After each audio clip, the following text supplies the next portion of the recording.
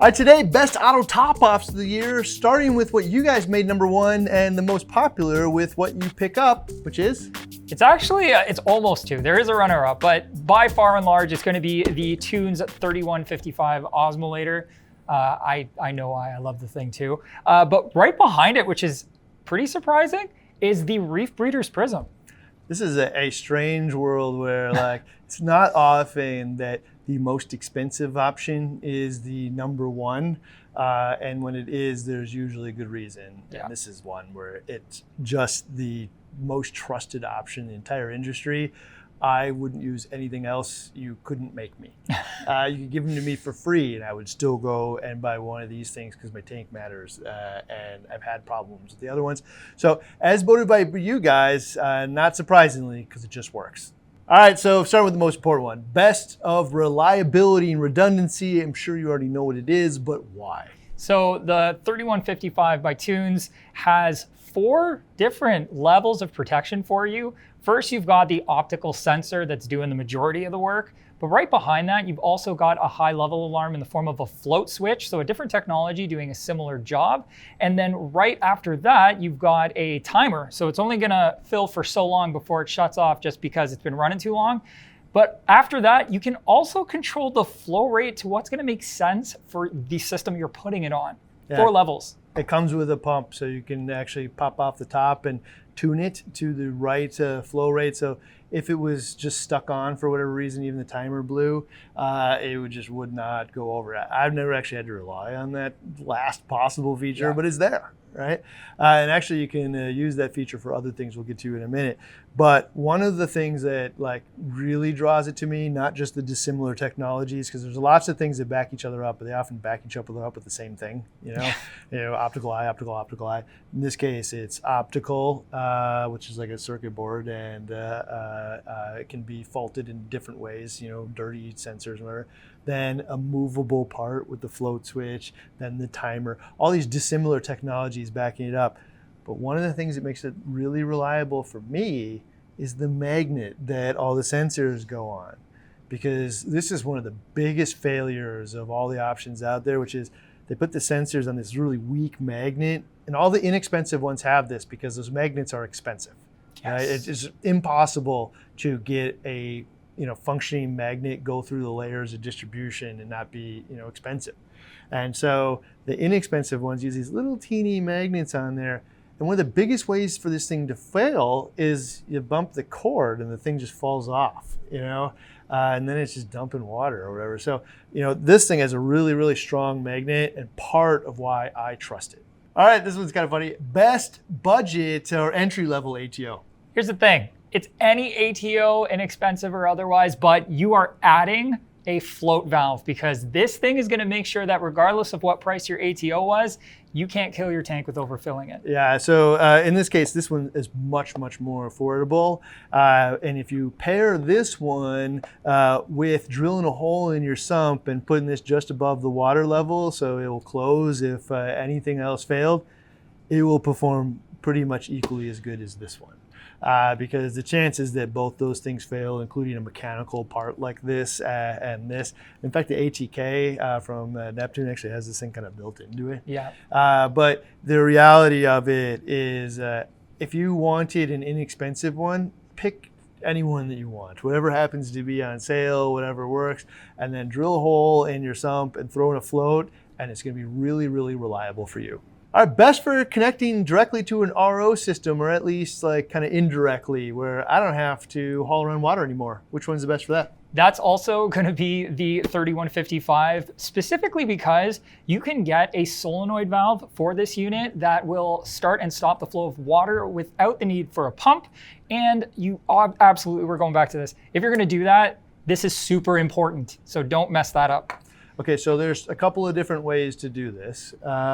One is you could put that solenoid, like direct connect your RO system right to the tank.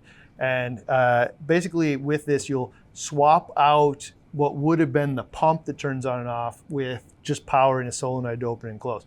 Now the reality is the solenoids are moving parts and they will absolutely fail. So like it has a limited lifespan to it. This becomes really, really necessary.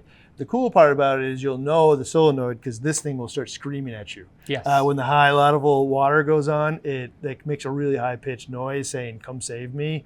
But this thing will have saved you in a vast majority of cases.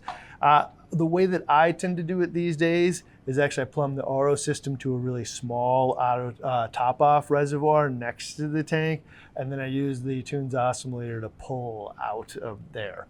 You can use the solenoid too there if you want to shut off water with leak sensors and all that kind of stuff. You can actually even use the solenoid from like an Apex. If the Apex you had like your Apex Junior and it has the little leak sensors, you can add in a solenoid to it. And then the solenoid will actually close off water, the whole thing. So you could do that with your Apex, but you can also do it directly with this thing. The best available option if you never want to actually haul around freshwater ever again.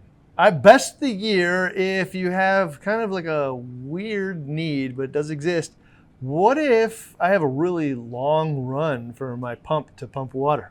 In that case, you're going to want the 3155 osmolator, but they have an attachment where you can plug in a different pump to it. It's basically a power socket. You're going to use that, and that way you can use whatever pump you need to meet the pressure requirements to get that water from point A to very far away point B. Yeah, so like let's say you had a really giant tank too, like and a little tunes oscillator cord, like I'm talking hundreds and hundreds of gallons, isn't enough. Well, now I can use a switch socket, replace out that pump, and it just basically turns on that on and off a normal AC outlet.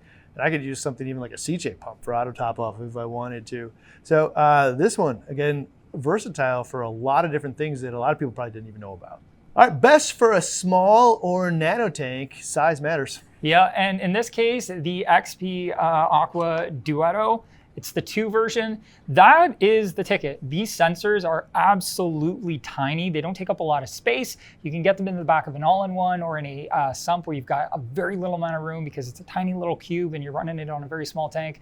They're going to work really well. But like we were saying earlier, if you're going to go with any smaller system that doesn't have too many built-in redundancies, if you can afford to fit a float switch in there too, do it. Yeah, this is definitely, if space matters, this is your guy.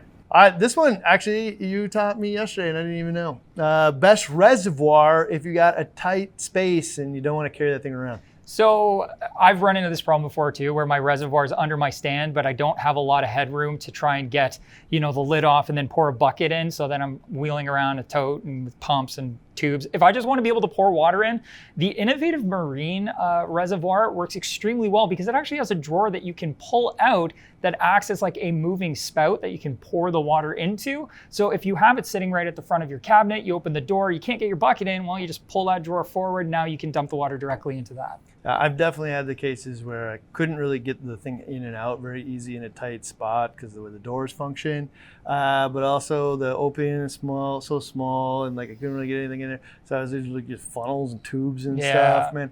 So the fact that you could pull that drawer out and just like dump it right in there, that's a really cool feature that I didn't even know about. I know this is going to be a real shocker, but after all that, what is your favorite option? We actually agree on this. I can't believe it. It's the 3155 osmolator all day long. Yeah, for me also, if you can run an RO tube all the way there, then I will never carry that bucket around again because I forget to fill it all the time. Then my return pump runs dry and there's a disconnect. The risk of the disconnect of life support to the tank and me having to remember to fill that thing is far greater because every install I've ever direct connected, and I've been doing this for 20 years, and everybody I've done this with and I've never seen a single failure if you do it right. So the best way definitely is run it into a RO or a reservoir with a float valve, preferably connected with a solenoid, but then also just running the tunes oscillator off of that into the tank. This for me produces the best amount of not just redundancy and safety for the tank, but one of the big tasks, gone. Never think about freshwater and top off ever again. There's actually other best of the years that are as definitive as this one, man. We're getting into rock, we're getting into RO systems, we're even getting into refugium lights. I'm gonna tell you what, we have lost our way on the refugium lights and we'll show you why. It's all in the playlist right here.